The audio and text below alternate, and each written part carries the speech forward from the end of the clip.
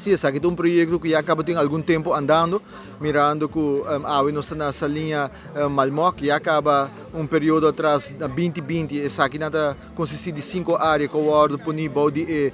conservação ativa de FPNA, para que não proteger a área aqui e também o aconos por aumentar a biodiversidade. Na área aqui tem mais de 290 espécies de parque que estão registradas, que estão fazendo uso de área aqui. E na 2022, o Ministério da Natureza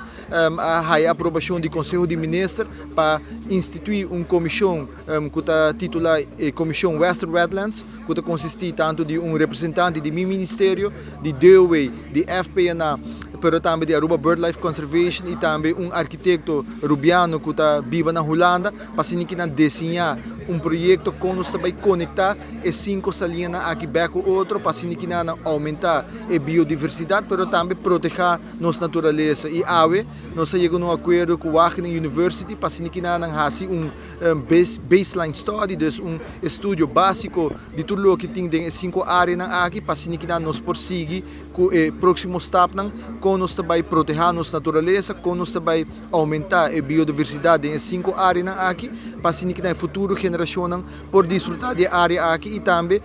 a área aqui lo período nós também diversificar nos produtos turísticos. Esse é o empenho com os 5 áreas aqui e me está sumamente contente que tenha sustento também de TPF e também de Ministro de Turismo, senhor Dangi Odiber, para que nós podemos ter fundo para estúdio para começar. Essa aqui é a primeira etapa, ainda falta 2 etapas mais para passar do processo aqui, pero me está convencido que mirando que tour partners estão trabalhando junto e a ambição que tem também, e commitment que tem, que nós também logramos nos metas também com o projeto aqui.